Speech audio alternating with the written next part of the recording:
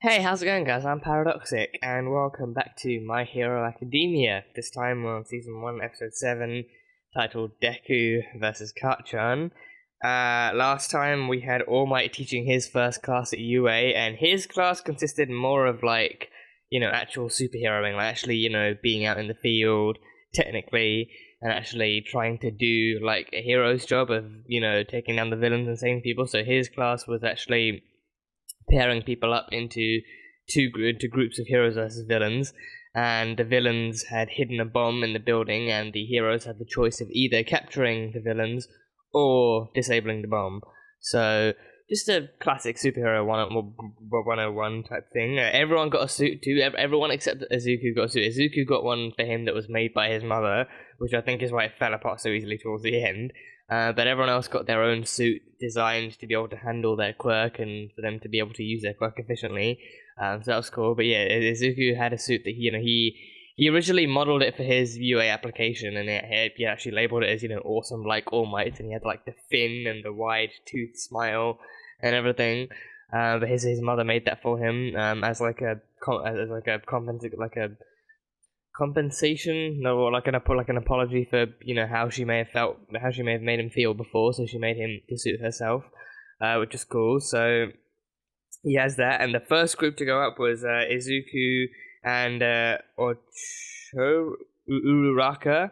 I can't remember what her first name is. I think Ochako Uraraki. I think that's Ochako Uraraki. Yeah, it was him and her being the heroes, and Bakugo and Ida being the villains. So at the end, we literally got Bakugo going straight up against Izuku and Uraraka at the end, and now we have their boss fight now. So I think now a quirked boss fight, now that Izuku actually has a quirk, it's going to be interesting to see how that gets undone, because I think the last episode we saw that Bakugo felt very, very suspicious and uneasy now that Izuku now had a quirk after all these years of not even displaying any signs of a quirk.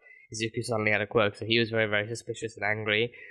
So now he can, I think now he feels even more that he doesn't have to hold back, because now he's going up against someone who does have a quirk. So yeah, I don't know how this actual fight is gonna go, because I think the first time we saw him using his powers at UA, he struggled to use them at all, and then focused into just one finger.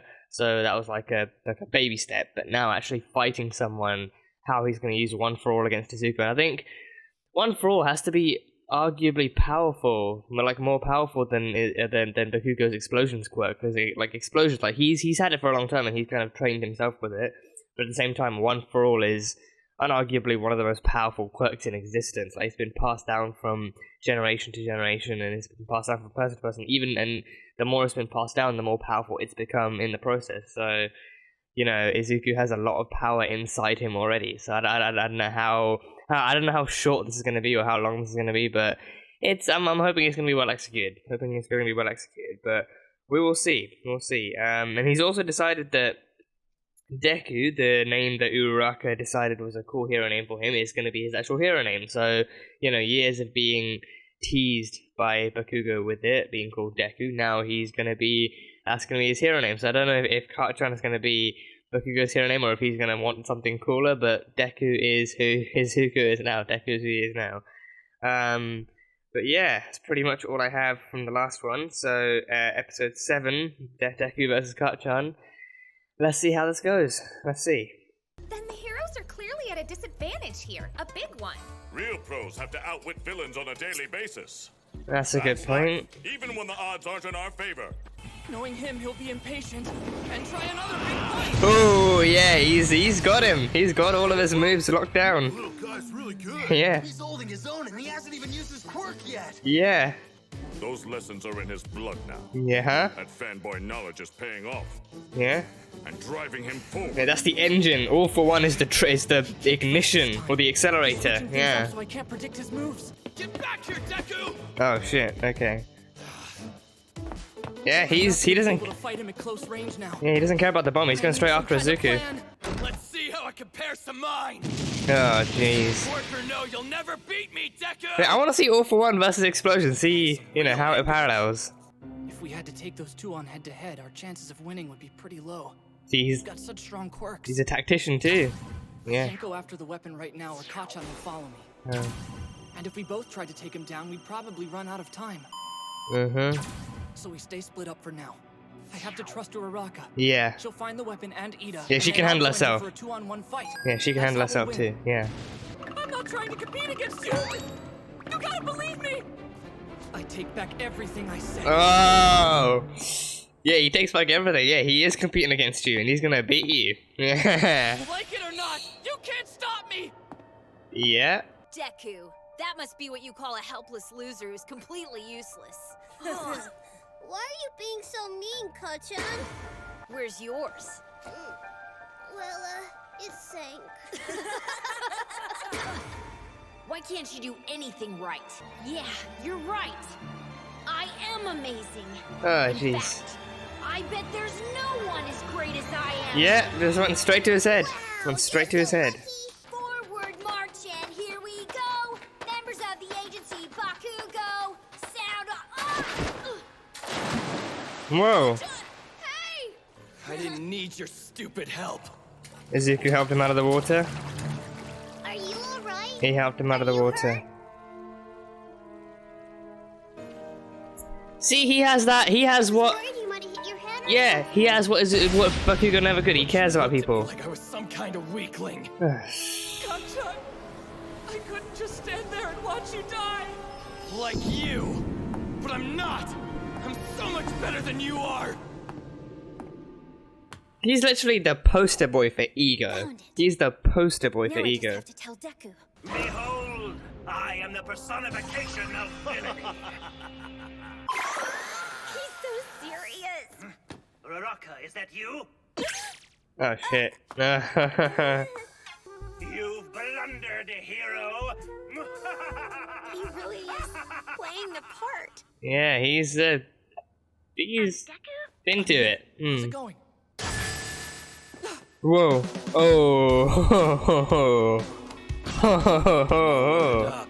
I secrete nitroglycerin like sweat from my hands and make it blow up. Whoa. Imagine what I could do if I had a lot of it. Oh, a rocket launcher. That's right, Oh. these gauntlets aren't just for show. Oh. They've been storing up my sweat inside for one monster blast. Oh, damn. He'll be fine as long as he dodges. Yeah, that's. Oh, jeez. Mizuki, you better dodge that, bitch. You better dodge that. Oh. Jesus. Come in. Hey, his suit's gone, right? The rest of his mask is. Yeah, the rest of his mask is gone. Use your stupid quirk on me, Deku.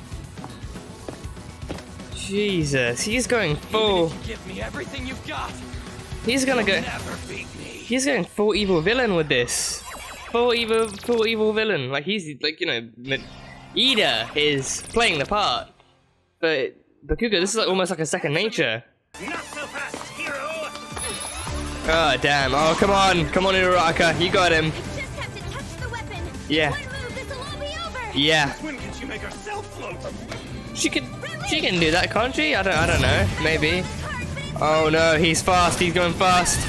Oh no. Oh no. Oh Admirable no. attempt. I want to hurt you so bad they'll have to stop the fight. Just close. Oh, he'll be fine. Oh, as just long close, as just he on the brink of dodges. death. Just on the brink of death. Wait, I should stop this fight now. But what? I'll have to counterattack! Oh, all for one? Like this! Oh, damn. Oh. He had to calculate the physics and demonstrate control over his quirk. Bakugo is uber talented. I hate it. Yeah, that's exactly what he needs to hear right now, just how smart and great he is. Great job, guys, great job. Oh. Oh, he's gonna break him. Deku. I can't beat him without a quirk after all. Yeah, He's too good. you need to use the quirk. Of course you can't beat him without a quirk. Focus it into your fist. Focus it into your fist. Not very manly, but he doesn't have a choice. He is outgunned. Fuck being manly. If you gotta survive, you gotta survive. Possible. You've always been stronger, Kacchan. I know that you're better than me. Can't you see?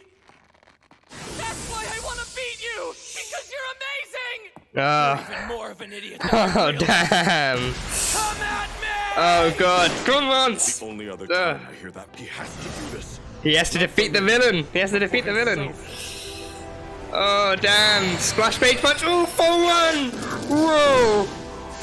4-4-1 versus explosions. They're gonna take down the building with that much power. No? What's she doing? Smash? Oh! Oh! Oh, we sent an uppercut upwards! Oh no! Oh, he took apart the building so she can throw the pillars! Oh! Ah!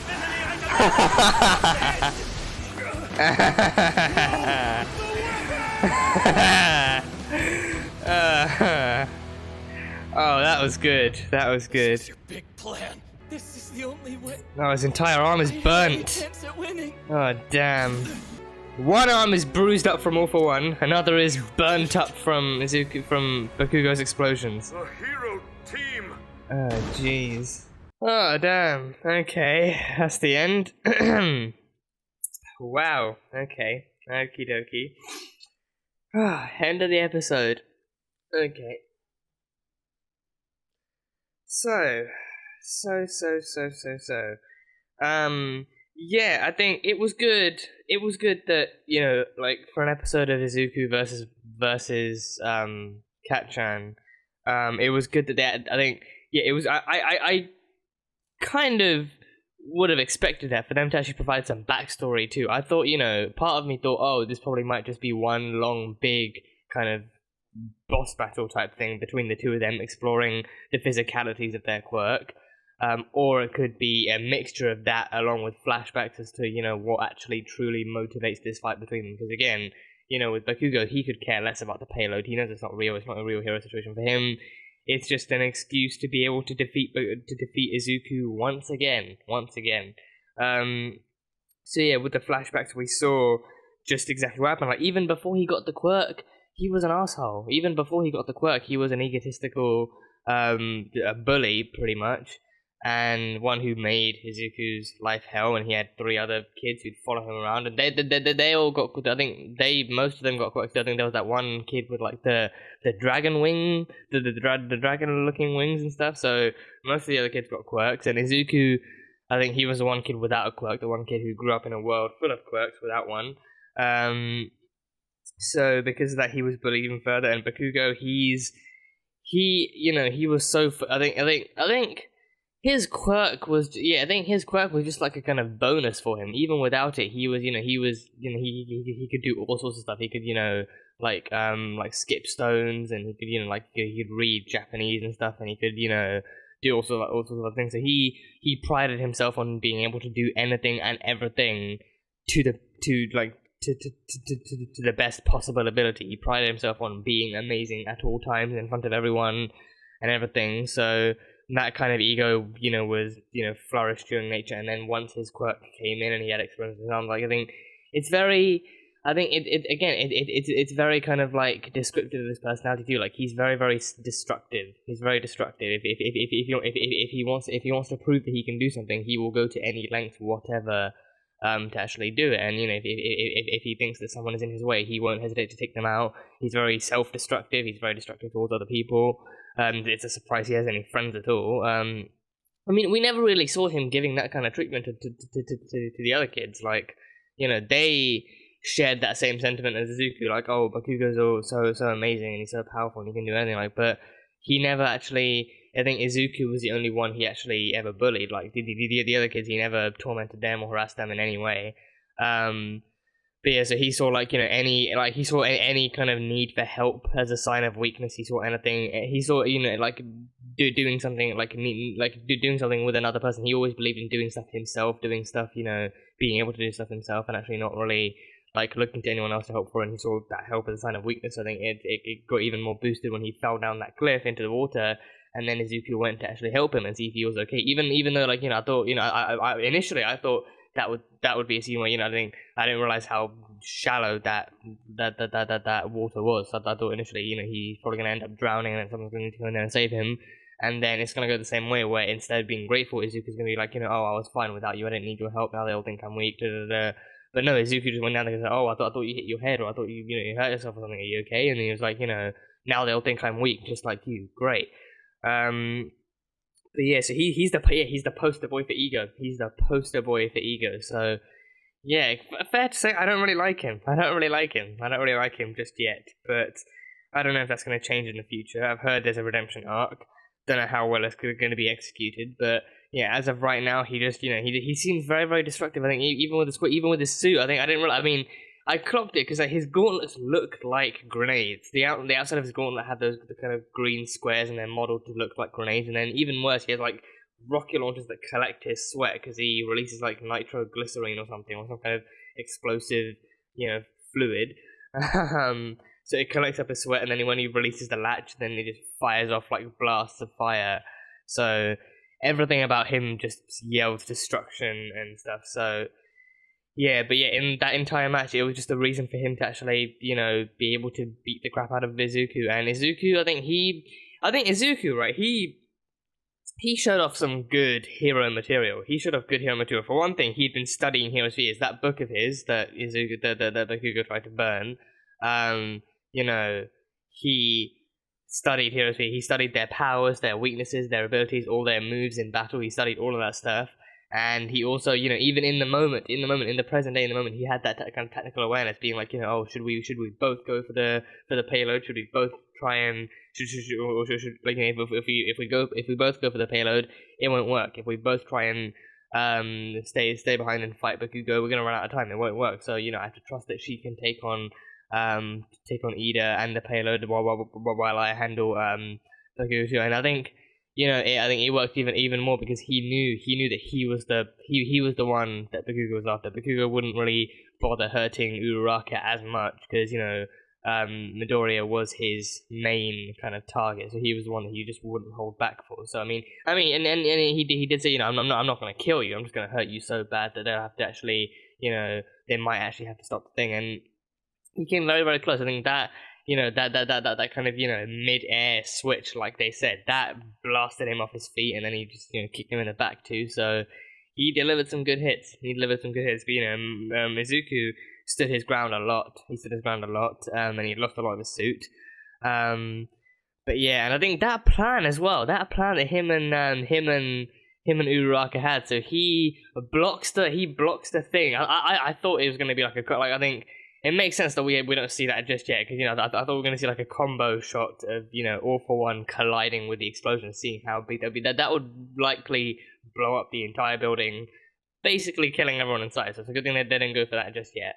But yeah, so like their plan was for him to actually block the fire with one arm, which was just burnt beyond hell, and then use All For One with the other arm to deliver like a winded uppercut that just shattered the building upwards and actually released some of the pillars and stuff, and then she used that to fight back against Ida. So they had a plan of their own. And then she finally got onto the payload. So yeah, fun stuff. Yeah, I think Bakugo in this, he has like the ideal villain backstory too. I think if anything, it seems like it reminds me of Doctor Doom and Mr. Fantastic's backstory in Fantastic Four, they were in school and they're Doom, Victor Von Doom, he had like that kind of ego too, and he believed that he was right about everything, and that no one knew the answers to science that he did. And then what got him expelled was him actually having like a botched science project that he actually was doing wrong, and then Reed tried to help him, but then it went wrong anyway, and then he blamed Reed for it. So yeah, but with this, Bakugo, his his kind of ego, like his belief that he's better than everyone and he's the best that there possibly can be. And I think and that combined with his hatred towards Izuku makes him the ideal villain. Like I know it's clear that it's a case that he doesn't really think that anyone should help him. He doesn't want anyone's help. He's made that clear. He doesn't want any help. He can handle himself. He wants people to handle things himself. He wants to prove it time and time again. But then he sees that Izuku actually wants to help him, and then instead of thinking that, instead of thinking, oh, someone's actually in his corner looking out for him, instead of thinking that, he actually, his mind immediately jumps to, oh, everyone else is gonna, he himself has led everyone else to believe that, helping others is a sign of needing help is a sign of weakness. He's led other people to believe that image of him, that he doesn't ever need help because he's too good for help. So he hates, so he's, that hatred for Izuku is boosted for actually offering him help in the first place and making other people think, oh, Izuku's actually being offered help for the first time. Does this mean he's not actually as great as he, wants to show he is? And then that kind of boosts his ego, and it makes him even worse. But in the last episode we got like the ending speech was, he hated him, and it's why he hated him because he said he hated him because he was weak, and yet he was still willing to stand up to him. He was still willing to stand up to Bakugo. So that's why he hates him, and that's why he wants to beat him. And in this one, we got kind of the parallel for that for Izuku. Like Izuku got his own chance to make that kind of speech. He said, you're amazing, and that's why I want to beat you. So I think for Izuku, it's not a matter of ego. For Izuku, he's always kind of he's always had that kind of optimism and hope about him. He's what a hero stands for, like helping people, helping others when no one else will, and helping others even if you don't have the power to do so, at least trying, and pardon me, putting that foot forward and getting like your hand in there to actually help them. But with this one, I think, knowing Izuku, it doesn't sound egotistical, but he did say, you're amazing, and that's why I want to beat you. So, with him, I think with Izuku, he had that double mindset. He was aware that beating Bakugo was necessary, but he was also aware of what the true nature of this entire situation was. The fact that it was a training session put in place by All Might, and that they had to focus on the payload just as much as focusing on Bakugo. So focusing on Bakugo meant taking into account that, he wants to beat you and he doesn't care about anything else, but then also that, you're defeating one of the villains while your partner takes on the other villain, and that, at the end of the day, this is still a training session for what could be a very real situation in the future. So he had that kind of awareness, but he also wanted to beat beat Bakugo for, like not for the sake of beating him, I don't think, but what feels more like showing that he is strong and capable of fighting for himself, and especially with a quirk now, I think. And I was wondering why he couldn't. I mean, I was wondering if he was gonna fight back, why couldn't he just he managed to focus it just into his finger the first time, so I was wondering why he couldn't actually just focus it into his fist once. I mean, the ending still makes sense, the way he still used the awful one to actually punch up into the air whilst using the other one to block the fire. But I was wondering before that, back when he was fighting there, when he was fighting Bakugo before that point, why he couldn't try like a fist focused awful one first, and then maybe use that. I mean, well, then that hand would already be damaged, but then maybe use that hand to actually, block the fire to see what damage you can take, and then use the other hand to actually do the uppercut. Because then I think, if he uses one arm, using all for one on it twice will probably break it beyond repair. But I don't know. But I think he is aware. He also did acknowledge that his quirk is just too strong for him right now. He cannot handle the physical backlash just yet. He needs to actually give it time to settle back into his body.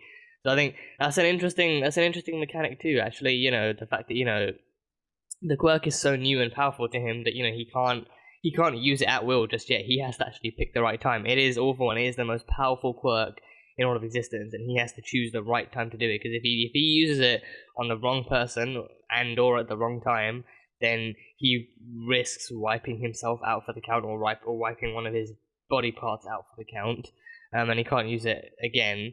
So yes, it's good that he has that awareness while also fighting him, and it's and I think, and it's why he was actually it's why he spent so long not fighting him with his quirk, is that he knew what would happen if he tried it. So it's why he actually tried fighting him hand to hand first, and he stood his ground, but at the end he still got his back, like the students the other students actually said. He actually Bakugo actually did do a counterattack in midair and then blast him off his feet. So yeah.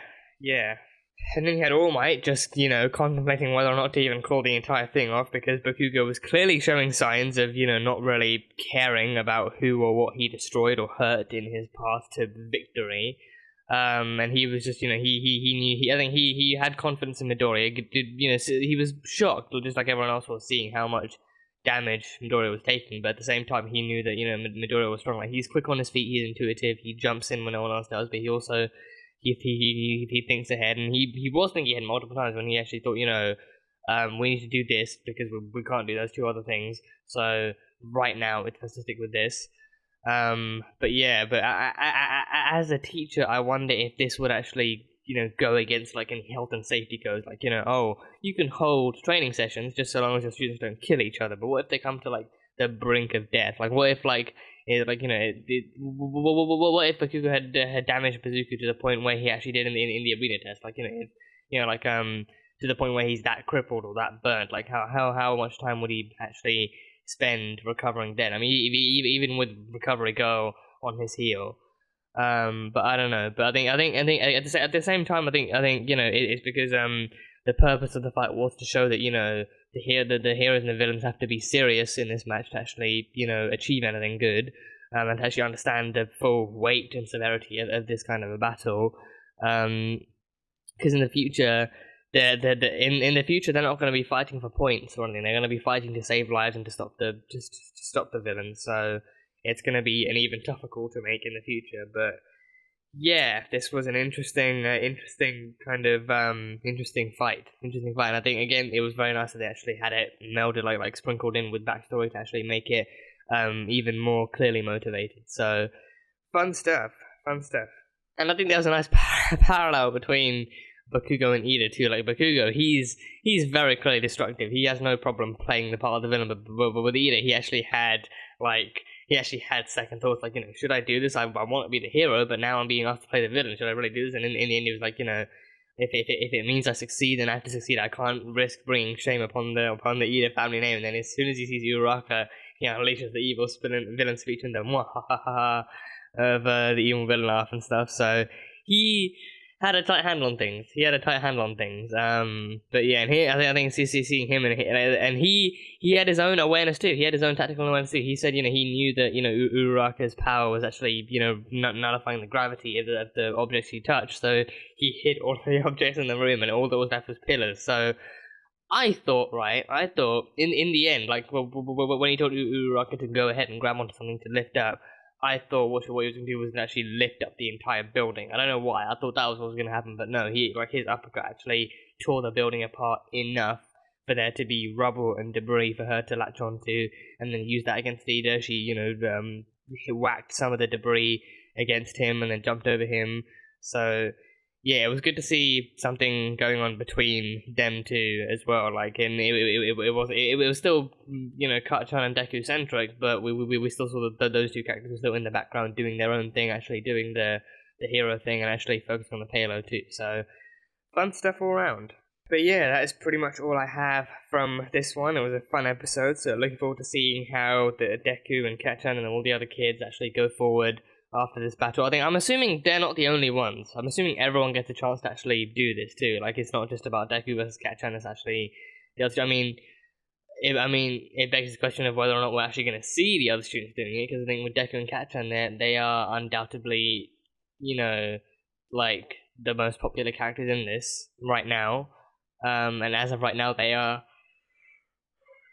two of the leads. So seeing their battle is actually somewhat more appealing than seeing the others ones, but I am still curious to see how the other ones' quirks would still actually come into play and how that stuff would work. So we'll see if we actually get to see those. But yeah, that is pretty much all I have from this one. So let me know what you guys thought. Let me know what you guys thought of Deku and Kacchan's battle and their flashbacks and everything. What you think of the story so far. But yeah, that is pretty much all I have. So that was My Hero Academia Season 1, Episode 7, titled Deku vs. Kacchan.